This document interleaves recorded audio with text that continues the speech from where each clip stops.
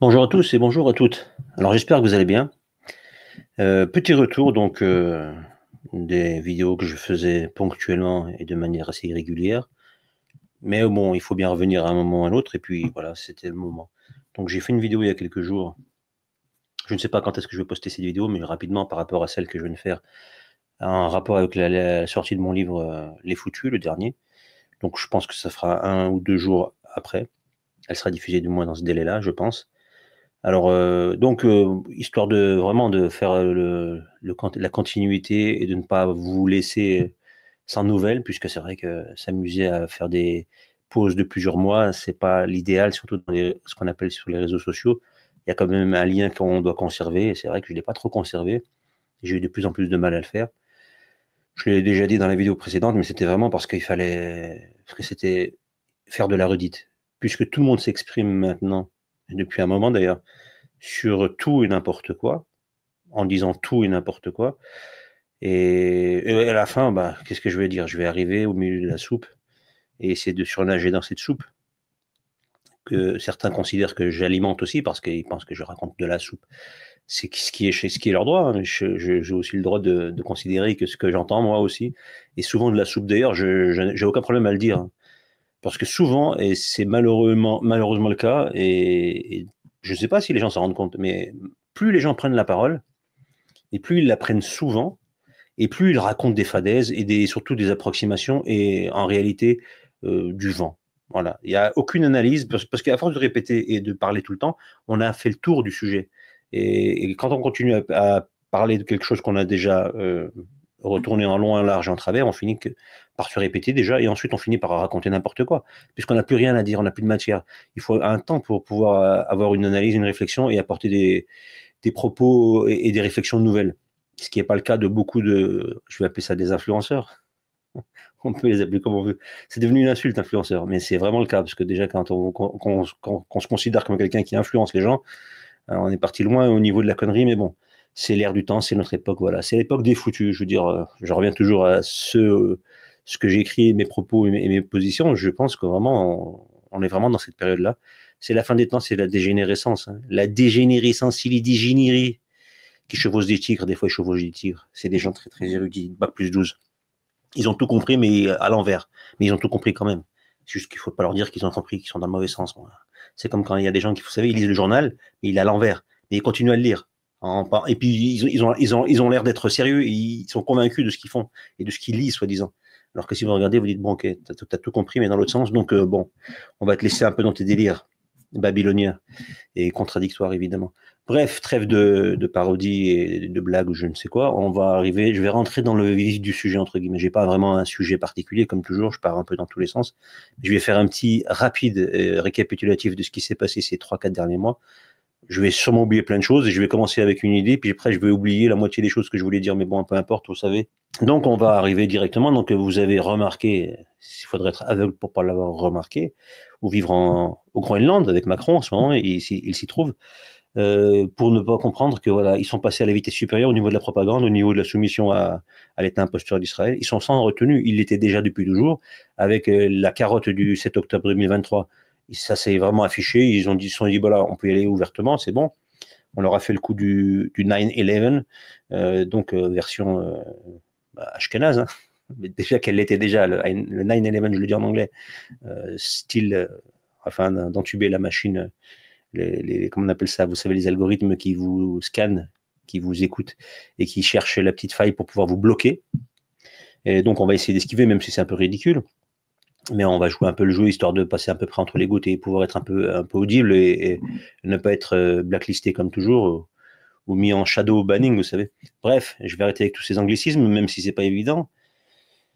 Et donc, depuis quelques mois, donc voilà, on l'a vu, on le sait, ils sont arrivés à un point où ils sont sans retenue. C'est Israël qui commande, c'est Israël qui décide, c'est Israël qui dit ce qui doit être en vie ou ce qui ne doit pas être en vie, ce qui doit être exterminé façon puzzle. Il n'y a pas de problème, c'est Israël.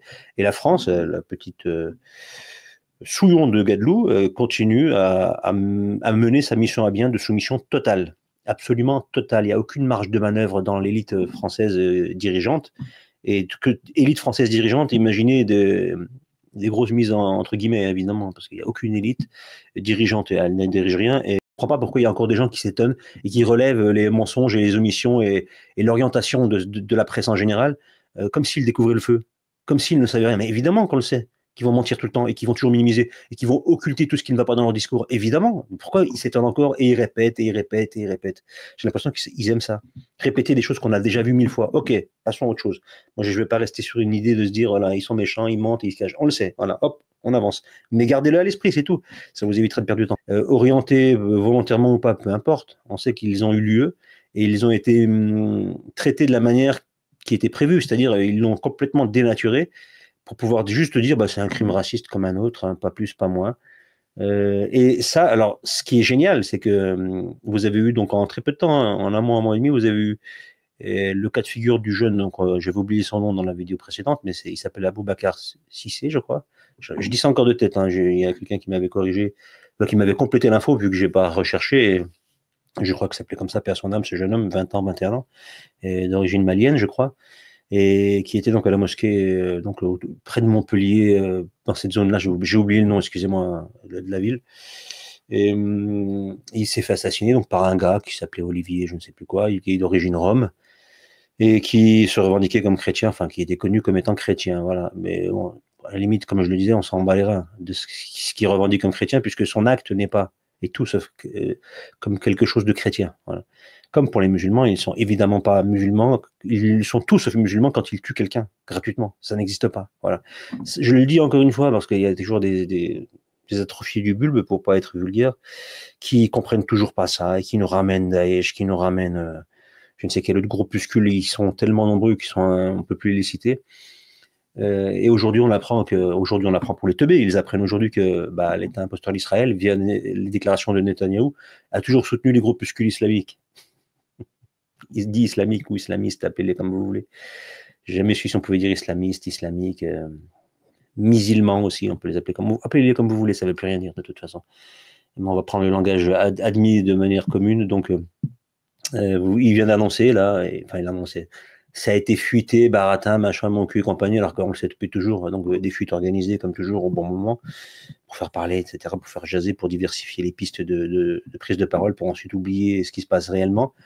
Donc ils nous ont annoncé qu'ils auraient soutenu depuis toujours les groupuscules terroristes. Voilà. En fait, on sait qu'ils les ont créés depuis toujours. Ils ont tout créé depuis toujours, c'est leur idéologie. Depuis toujours, je ne comprends pas comment les gens ne le comprennent pas, ça. Et aujourd'hui, on s'étonne de ça. On le sait, c'est eux qui créent ça. Donc, il n'y a pas de religion pure, propre, à la base, qui est donc pas manipuler les textes originaux de toutes les religions. Je parle des vraies religions, je ne parle pas de sectes. Hein.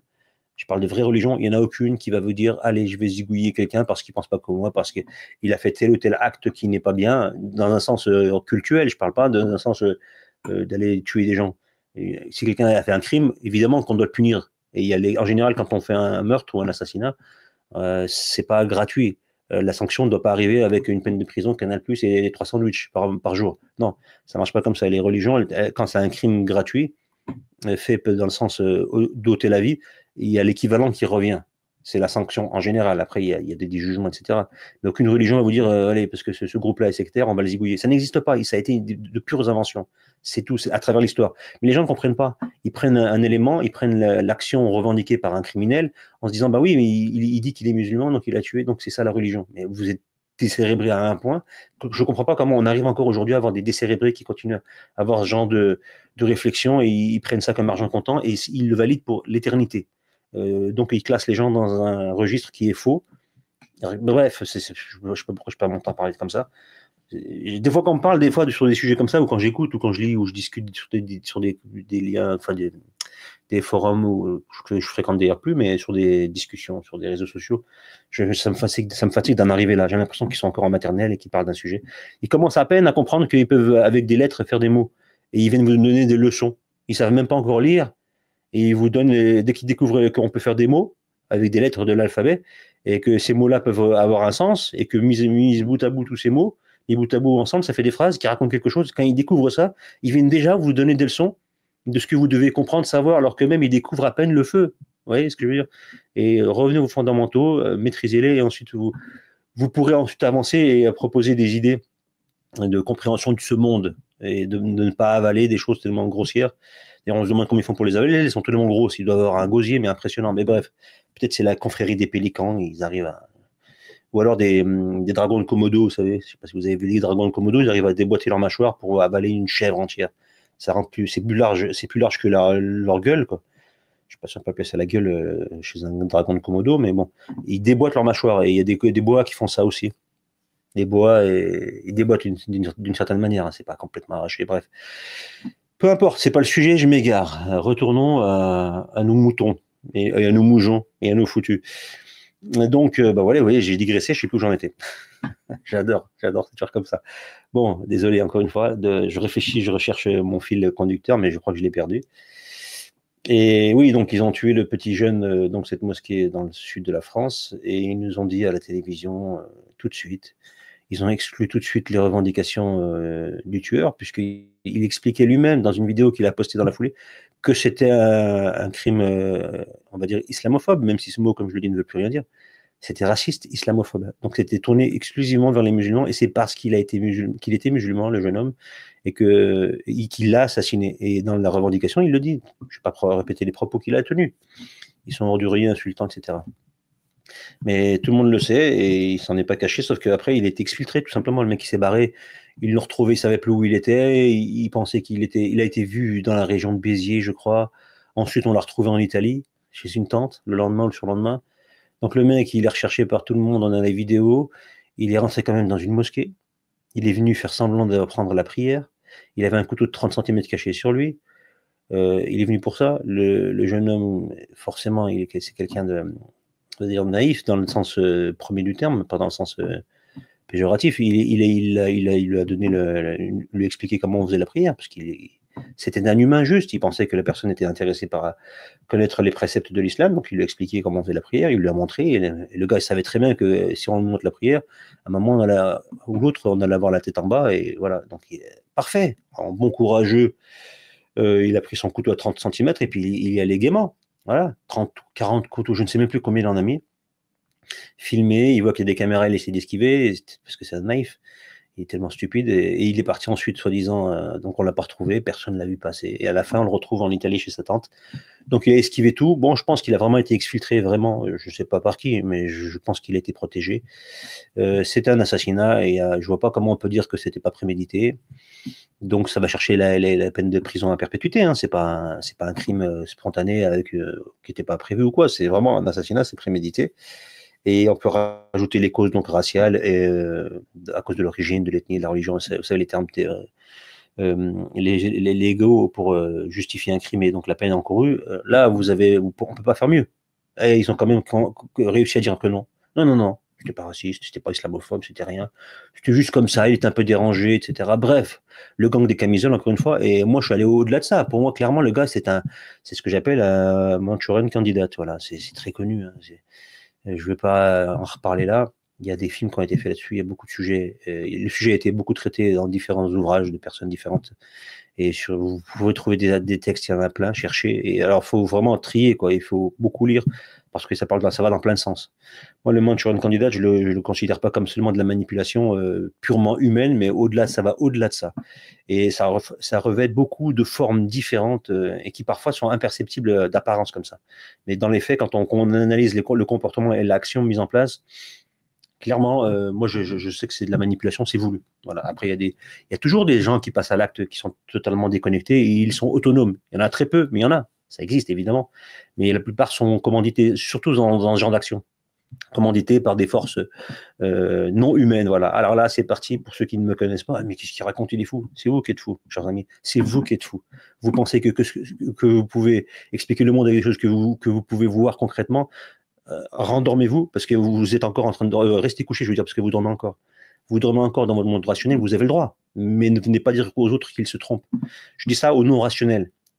Parce que la rationalité est devenue une religion, la rationalité. Et on peut être rationnel en étant religieux et en connaissant le visible et l'invisible, de ce qui apparaît dans les actions et ce qui est souvent et majoritairement occulté et qui commandite souvent les choses, ou qui les manipule, ou qui les oriente, ou qui aide la mise en place de choses réelles sur le terrain. Mais ça, si vous n'avez pas ça à l'esprit, ce que je vous dis là, et vous échappe. Et donc, d'ailleurs, vous pour certains, ceux qui ne me connaissent pas, qui me découvrent, je pense que maintenant vous partez.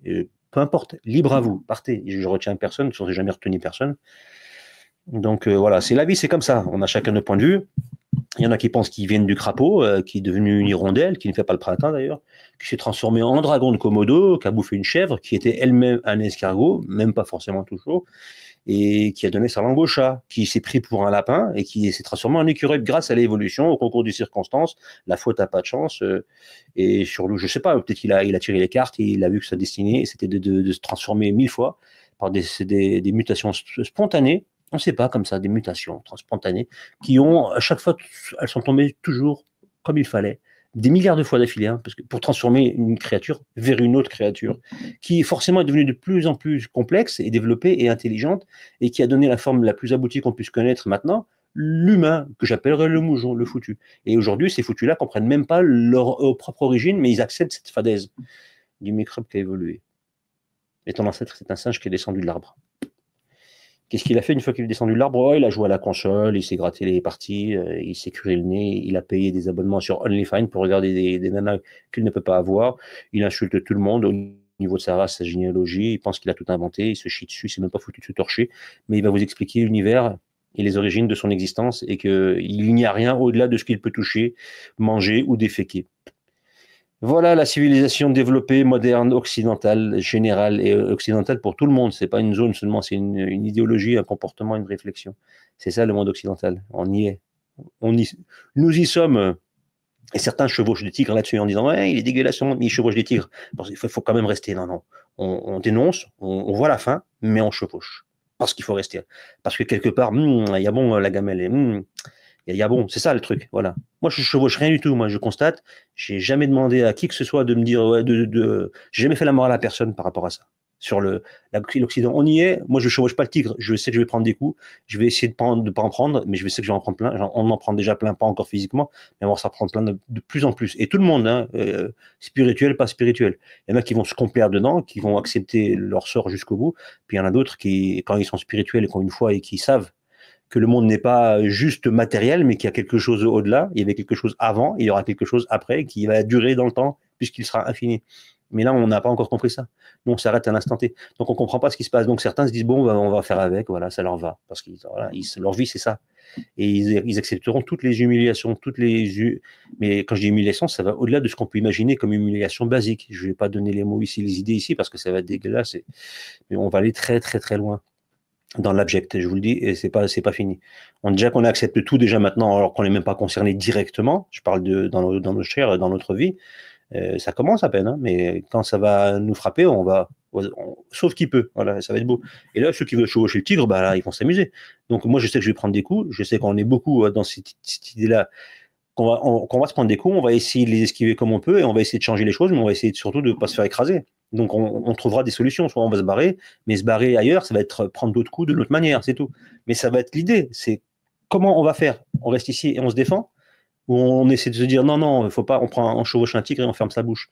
Et on continue à dénoncer le truc, mais juste comme ça, on continue à accepter. Voilà. Juste on dit ouais, la maison elle brûle, mais on n'essaie même pas de l'éteindre le feu. Vous voyez, on sort même pas de la maison.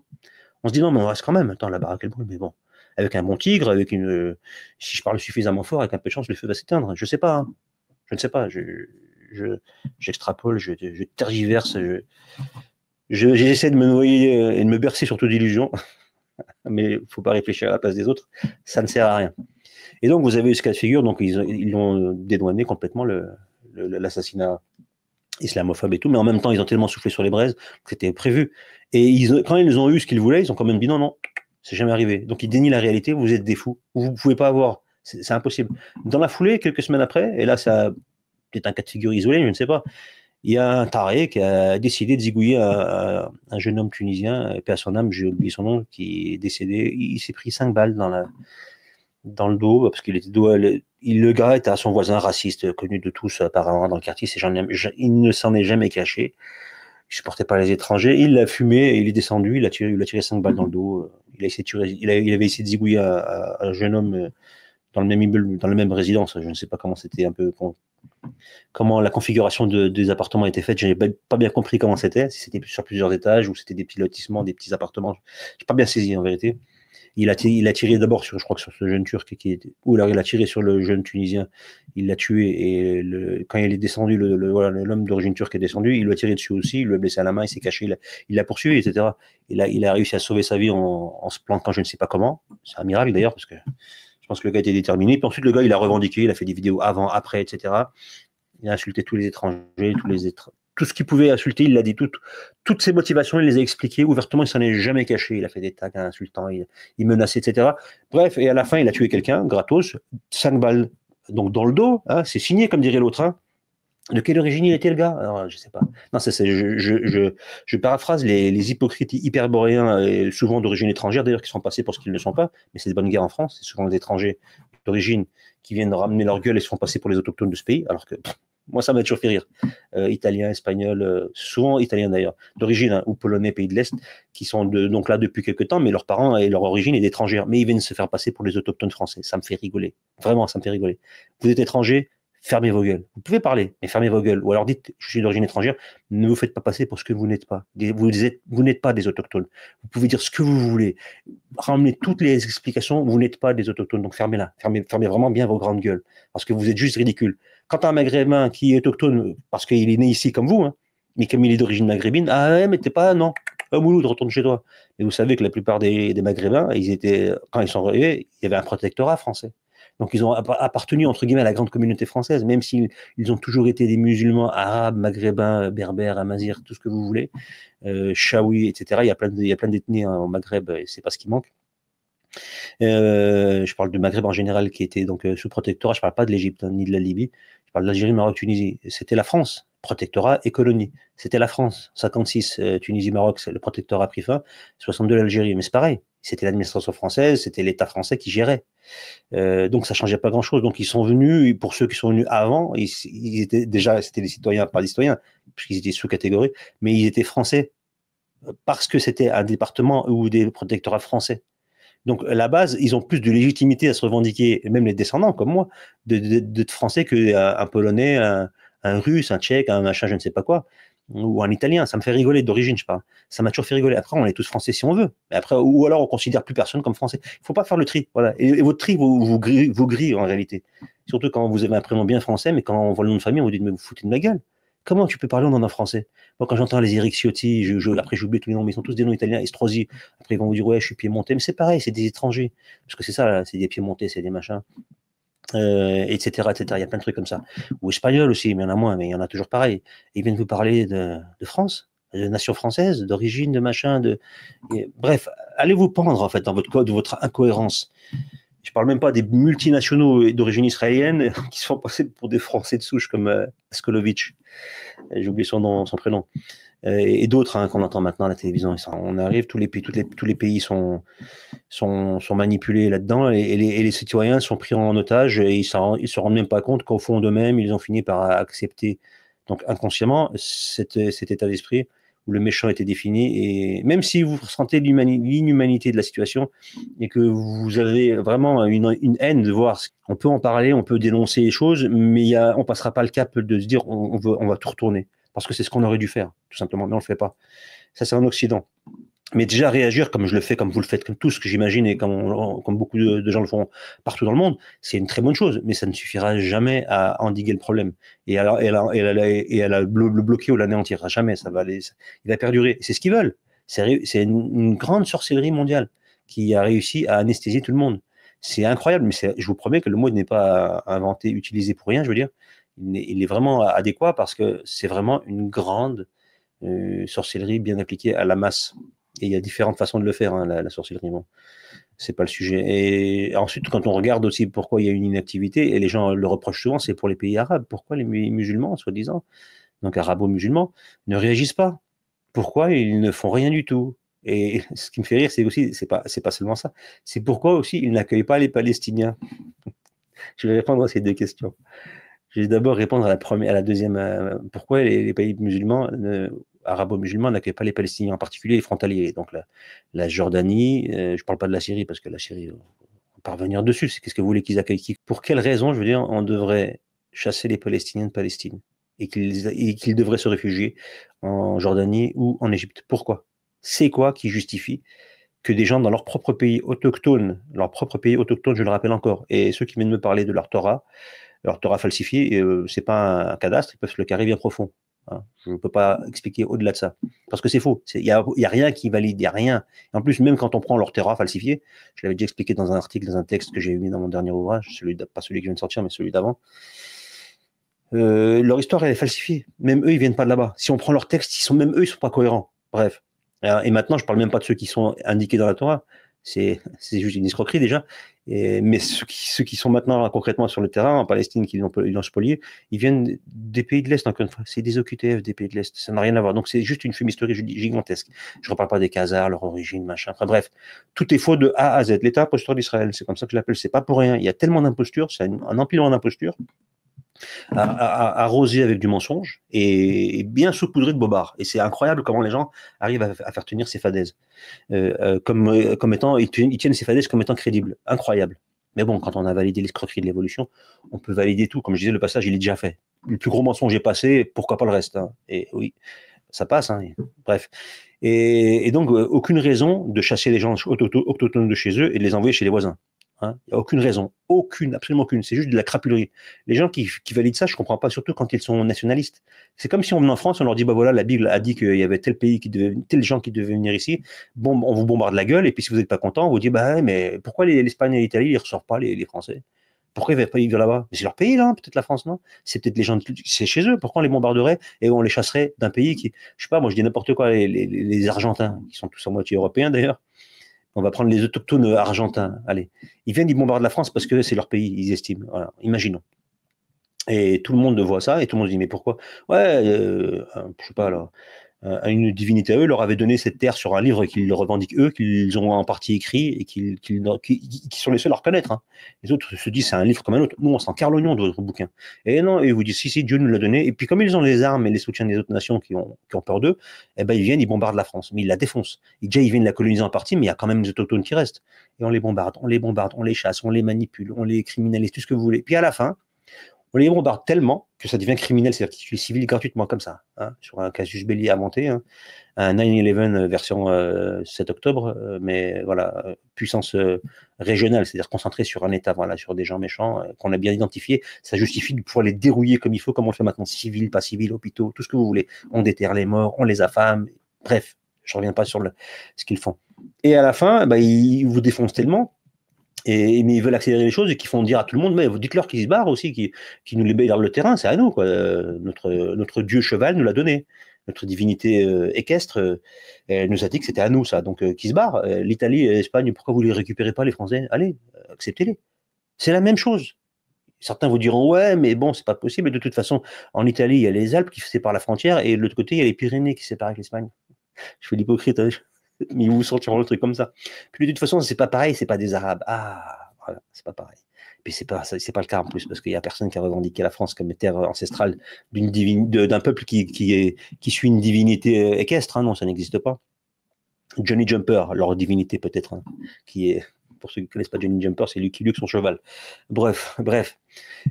Donc là, on a ça, ce cas de figure, donc ça n'a absolument aucun sens. Et puis ensuite, vous avez le deuxième cas de figure, pourquoi les pays arabes ne réagissent pas?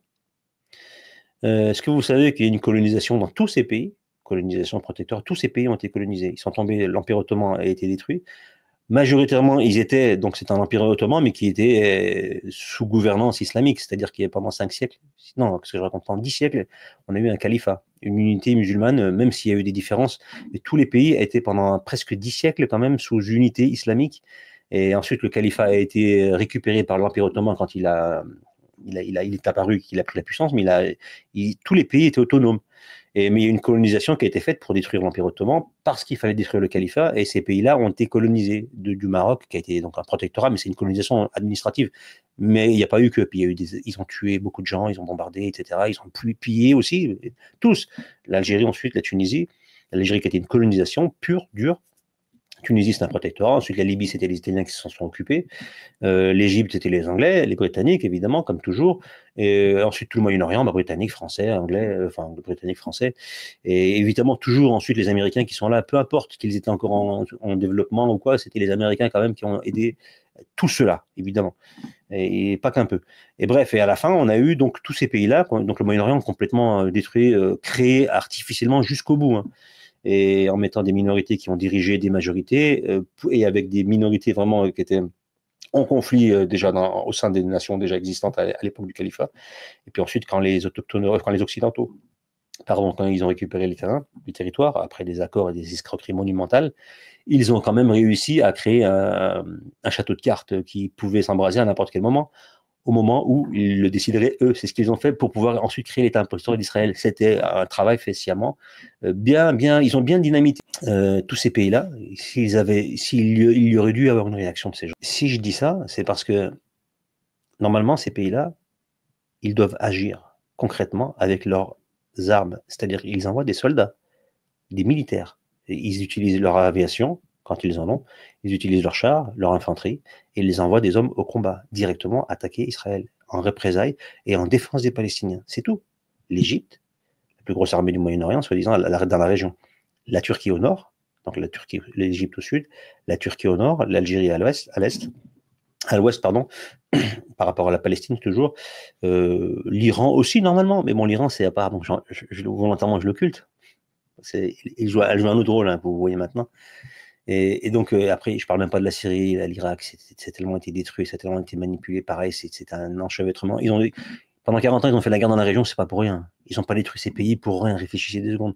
Quand vous comprenez ça, vous dites, ah, ok, on comprend pourquoi il y a le chaos là-bas, pourquoi ça réagit pas comme ça devrait réagir. Et puis les autres pays, qui sont donc, ceux que je viens de citer, l'Égypte, la Turquie, etc., et le Maghreb, ben, réagissent pas parce que c'est dirigé par des crapules, tout simplement. Des démocraties, c'est pas des gens qui vont suivre l'intérêt de musulmans qui se font massacrer, comme le Coran le revendique. Vous ne pouvez pas laisser vos frères musulmans se faire détruire gratuitement. Vous pouvez pas vous allier avec ceux qui oppressent les musulmans. Vous ne pouvez pas vous allier. Sinon, vous faites partie de ces gens-là. Mais les gens ne comprennent pas. Donc, avec les dirigeants musulmans aujourd'hui, qui n'ont pas envoyé leur armée, qui n'ont pas envoyé de la défense réelle avec des soldats, avec des armements, au combat contre l'armée israélienne, ils ne font plus partie de la communauté musulmane. Voilà, je parle des dirigeants, encore une fois. Je ne parle pas des populations, évidemment. Parce que c'est les dirigeants qui font que les choses se font ou pas. C'est les dirigeants qui envoient l'armée, qui décrètent, etc. Ils ne le font pas, ils ne le feront jamais. Donc, pourquoi vous parlez des traîtres musulmans? Parlez des nations, parlez des dirigeants, on le sait. Comme on parle de la France, on ne parle pas des Français, on parle de la nation. Évidemment, les dirigeants. Je parle. Donc, il y a un ramassis de francs-maçons, tout ce que vous voulez. Il y en a plein. Tous, sans exception, tout. Il n'y a pas un pays musulman maintenant, dirigeant musulman maintenant, que vous partiez du Maroc, l'Algérie, Tunisie, Libye, je ne parle même plus de l'Égypte. C'est la confrérie des sionistes total, hein, Sissi et d'obédience de la communauté des Lumières, n'est-ce pas? Pour ceux qui dorment, hein, qui ne le savent toujours pas, arrêtez de vous bercer d'illusions avec un dirigeant, déjà c'est un dictateur, mais bon, régime, ils me font rire. Quand ils parlent de Sissi, oh, le méchant est traître. C'est pas des traîtres, l'Égypte est un pays créé pour être le tampon avec la Jordanie d'Israël pour les protéger directement. C'est pour ça que vous voyez, d'ailleurs, tout a bien été mis en place pour avoir une barrière de protection incroyable. Et de l'autre côté, vous avez les Occidentaux qui les gèrent. Donc sur le terrain, ils ont mis leur laquais autour. Ils ont fait la table rase des dirigeants des pays qui pouvaient poser problème. Donc ils les ont détruits, la Syrie, la Libye, l'Irak, l'Afghanistan aussi, qui a une région encore, une raison, une action qui va arriver eschatologique assez impressionnante, l'Afghanistan. Et c'est pour ça qu'ils reviennent tout le temps. Vous vous demandez pourquoi l'Afghanistan, pourquoi il déroule, pourquoi il y a les talibans qui vivent là-bas, pourquoi c'est comme ça, pourquoi. Posez-vous les bonnes questions, justement pourquoi, mais essayez de trouver le pourquoi. Et là, vous allez comprendre, mais restez pas terre à terre. Voilà, allez au-delà de ça. Après, il faut vraiment chercher, prendre son temps. Hein. Je ne peux pas, en très peu de mots, expliquer ça ici. Et donc, voilà, vous voyez que le schéma, il est assez clair à comprendre. Et aujourd'hui, ils défoncent tout le monde. Personne ne réagit. Personne, vraiment rien. Ils attaquent les gens, ils font ce qu'ils veulent, ils massacrent, ils tuent. Vous voyez qu'il y a un problème quelque part? Partout, c'est mondial. Et c'est pas juste, il y a un intérêt financier si on attaque, ou ma carrière sera finie. Un dirigeant qui dit non, ma carrière sera finie si j'attaque Israël, je réponds mal, je fais réagir mon gouvernement d'une autre façon, ou je coupe les contacts, machin. Non, rien à foutre. C'est de la peur, c'est de la maîtrise. C'est pas de la peur dans le sens, j'ai peur de mes intérêts, je vais perdre ma place, etc. Comme les blaireaux qui font du cinéma, qui se disent si je critique Israël, je perds mon contrat. Là, et ce qui est vrai, hein, vous critiquez Israël en France, vous êtes mort, vous ne jouez plus, vous ne tournez plus. C'est fini, vous êtes dégagé déjà qu'ils avaient déjà toutes les places, c'était du copinage, là ça va être encore pire. Donc tout le monde, comme dirait l'autre, tout le monde fait caca mou et ferme sa gueule et dans le milieu, et ceux qui veulent pas parler, ceux qui parlent, vous les voyez plus. Ou alors ils changent de taf, ils continuent à parler, mais ils changent de taf. Bref, c'est pas le sujet. Mais les nations, c'est différent. Les nations, après, on les exécute, les gens, on les fume, mais en réalité, ils peuvent rien faire. Parce qu'ils sont tenus, ils sont soumis aussi. C'est pour ça qu'ils arrivent au pouvoir. Quand vous avez une élection, de toute façon, dès que ça a pris le schéma occidental pour diriger un pays, c'était cuit, c'était grillé. Vous saviez on pouvait deviner qu'ils allaient s'aligner sur le comportement occidental par rapport à l'État imposteur d'Israël. Et ce sera toujours comme ça. Tant qu'il n'y a pas de vrai renversement, et les renversements, ils ne viendront pas avec des manifestations, avec un drapeau, ah bah la dictature, je ne sais pas quel autre slogan à la con. Voilà. Ça n'arrivera jamais. Bref. Et vous pouvez aussi me soutenir en vous procurant mes 2 ouvrages qui sont les liens sont sous la vidéo, sous la description de la vidéo, via les liens directs ou via Amazon, ou ceux qui n'ont pas envie de passer par Amazon peuvent passer par mon lien Tipeee. Et évidemment, vous pouvez aussi tout simplement liker les vidéos et ça suffira comme soutien, il n'y a pas aucun souci. Donc je vous dis à très bientôt, partagez si vous le souhaitez ou pas, peu importe, chacun est libre de faire ce qu'il veut. Je vous dis à très bientôt, faites très attention à vous, vraiment soyez vigilants, parce que les choses deviennent vraiment sinistres et elles sont affichées, donc faites attention à vous là où vous allez, dans les manifestations publiques, dans les lieux publics, les centres commerciaux, peu importe, faites très attention, soyez vigilants, très dangereuse potentiellement, donc voilà, je ne vais pas affoler les gens, mais voilà, restez vigilants. Sur ce, je vous dis à très bientôt, faites attention encore une fois à vous et que Dieu vous garde.